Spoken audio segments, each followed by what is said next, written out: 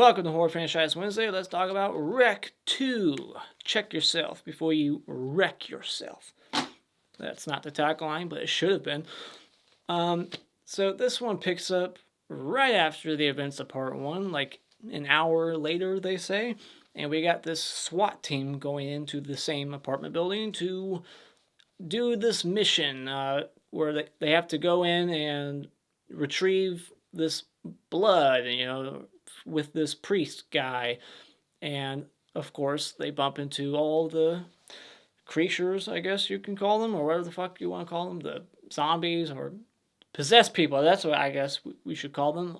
They bump into them and they have to complete their task before they can leave. So what I like about the movie is I love the continuity here, that when they decided, hey, let's make a sequel, they decided to keep it at the same place, the same night, and it looks like they shot at the same exact location. I don't know if it's all a set or a location. I'm pretty sure it's a location, because we see the exteriors and then we see them actually go into the building. So yeah, it's like an actual location, I'm assuming, right?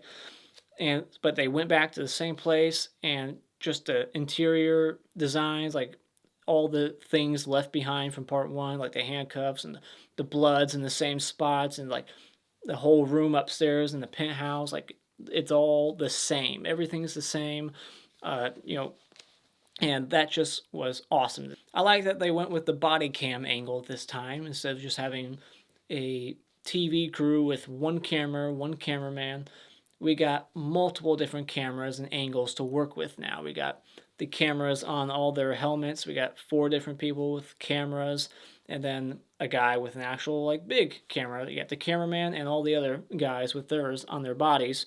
So I like the body cams being used this time. I liked seeing how the 2 separate stories connected. This one has 2 separate storylines, 2 separate groups of characters, and you catch a glimpse of those other characters at one point when we're following the SWAT team, and you're like, who the fuck are those people? And then it does that thing in movies where they flash back and we follow these characters and we see how they bumped into these ones, and I liked how that connected.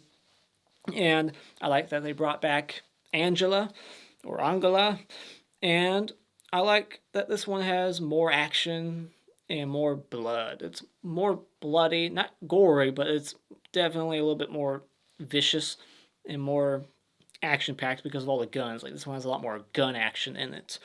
And I thought the first half of the movie was definitely the strongest part of the film. Everything with the SWAT team and, them going in there and everything they find, all that shit.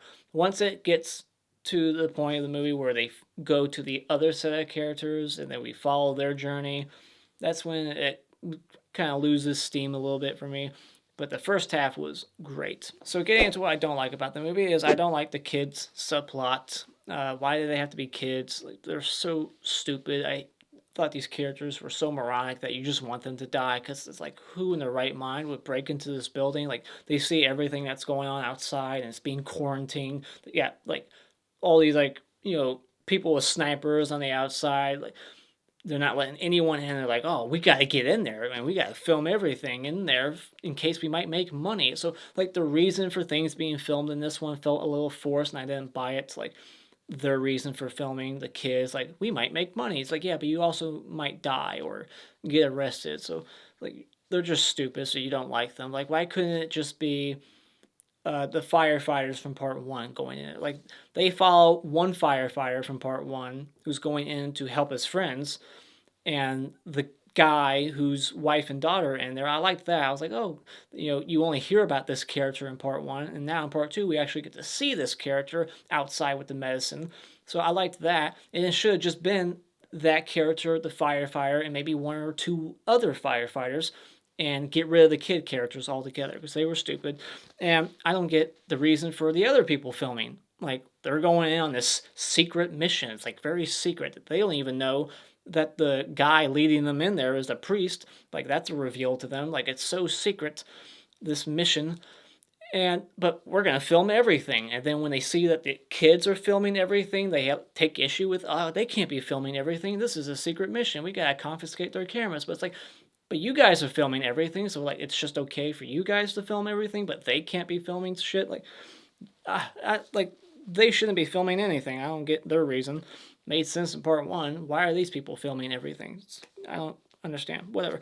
The priest character, I hated him because he's that character who's responsible for everyone's deaths, really. Like, he won't fucking, like, let them leave. Things keep going wrong, and they keep fucking up. And he's just like, well, I'm not going to let us leave. Like, they can only leave when the priest says it's okay. And he just won't let them leave. It's like, just, if they want to go, you should let them go. And then let someone else participate. You know, get some other volunteers if these people are too chicken shit to do it. So it's like, by you forcing them to stay, you're getting them killed. So their blood is on your hands, priest. So this Owen guy, I fucking hated him, and I was so happy to see him get his ass kicked by Angela at the end. She's like trying to beat a yes out of him. Like, come on, let us leave. He's like, no. And she just keeps fucking him up. Like, say yes. Like, let us go. And this one, unlike part 1, has the camera glitch trope in it in found footage movies.